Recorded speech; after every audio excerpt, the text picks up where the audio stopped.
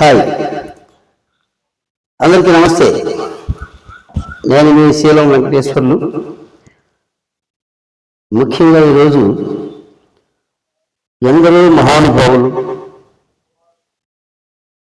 బీసీల కోసం, బడుగు బలహీన వర్గాల కోసం పోరాడిన మహోన్నత వ్యక్తులు వారందరినీ స్మరించుకుంటూ మహాత్మా జ్యోతిరావు పూలే గారి దగ్గర నుంచి, సాహు మహారాజ్ దగ్గర నుంచి, ఛత్రపతి శివాజీ మహారాజ్ దగ్గర నుంచి, అలాగే బాబాసాహెబ్ అంబేద్కర్ గారి దగ్గర నుంచి, అలాగే సర్వాయి పాపన్న గారు, వడ్డే ఓబన్న గారు, చాకలి ఐలమ్మ గారు, చేనేత నాయకులు, అలాగే మనకు తెలిసిన తర్వాత కొంతమంది చేనేత నాయకులు గారు, రడకోటయ్య గారు, కొండా రామయ్య గారు రాయలసీమ, తెలంగాణ నుంచి కొండా లక్ష్మణ బాపూజీ గారు కావచ్చు, ఆంధ్ర ప్రాంతం నుంచి గౌతు లచ్చన్న గారు, ఇక అంతకంటే ముందే రంగా గారు, వంగవీటి మోహన్ రంగా గారి కంటే ముందు అనేక మంది ఆంధ్ర ప్రాంతం నుంచి కూడా గొప్ప గొప్ప నాయకులు సమాజం కోసం, బీసీల కోసం, ఎస్సీ ఎస్టీల కోసం, బడుగు బలహీన వర్గాల కోసం పోరాడిన మహోన్నతమైన గొప్ప వ్యక్తులందరూ వారందరినీ స్మరించుకుంటూ ఎందరి పోరాటాల ఫలితంగా ఇప్పుడు ఈనాడు కేంద్ర ప్రభుత్వం ముందుకు కదలి వచ్చి మేము జనగణనతో పాటు కులగణన చేస్తామని ముందుకొచ్చి చేస్తుంది. కాబట్టి రాబోయే రోజుల్లో బీసీలకు న్యాయం ఖచ్చితంగా జరుగుతుందని నేను నమ్ముతున్నాను. ముఖ్యంగా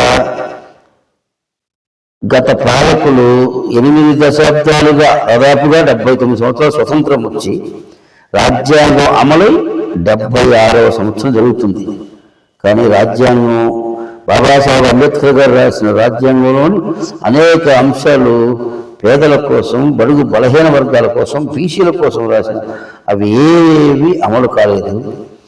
చట్టంలో ఉన్నదాన్ని పాలకులు అమలు చేయకపోగా వాటికి వ్యతిరేకంగా అగ్ర కులాల వారు లేదా అధికారంలో ఉన్న పాలకులకి వారి అవకాశాల కోసం మాత్రమే పనిచేసేది తప్ప పేద ప్రజల కోసం పని చేయలేదు. పేదరిక నిర్మూలన కోసం ఏదో అరాకొరా ఎన్నికల హామీల కోసం చేయడం తప్ప సంపూర్ణమైన ఈ దేశంలో కానీ, ఈ రాష్ట్రంలో కానీ, దేశంలో కానీ ఎక్కడైనా ముందు సమాజంలో ముఖ్యంగా కావాల్సింది రెండు: విద్య, వైద్యం ఫ్రీ చేయండి. ఇక మీరు మిగతా పథకాలు ఏమి ఇస్తారా, ఏమి ఇవ్వరా తర్వాత. ఈ దేశంలో, ఈ రాష్ట్రంలో ఏ నాయకుడైనా మేము సంపూర్ణంగా విద్యను, వైద్యాన్ని ఉచితం చేస్తాము అని చెప్పగలరా? చెప్పరు. ఇప్పుడు ఆరోగ్యశ్రీ రాజశేఖర గారు పెడితే ఇప్పుడు అది నిర్వీర్యం అయిపోయి సరిగ్గా డబ్బులు లేక ఈ ఉచిత పథకాలకే పప్పు బెల్లలాగా పంచుకుంటూ ప్రజారోగ్యాన్ని గాలి వదిలేశారు, విద్యను గాలి వదిలేశారు. ఉద్యోగాలు అసలు గత 5 ఏళ్ళు ఉద్యోగాల మాట ఎత్తలేదు. కానీ ఇప్పుడైనా కాస్త అరాకొర కంపెనీలు వస్తుంది కాబట్టి అని వస్తాయేమో చూద్దాం. అయితే ఈ రాష్ట్రంలో ఇన్ని దశాబ్దాలుగా ఒకరు, ఇద్దరు, 2 ఏళ్ళు అరాకొరాగానే తప్ప ఏది ఒక దళిత ముఖ్యమంత్రి గారు కావచ్చు, మిగతా మొత్తం అగ్ర కులాల వారే కదా, రెడ్లు కమ్మవారు.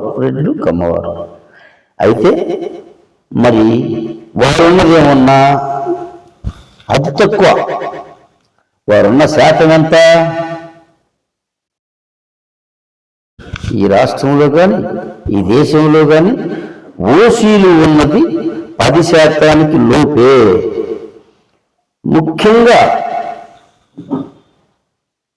ఈ రాష్ట్రంలో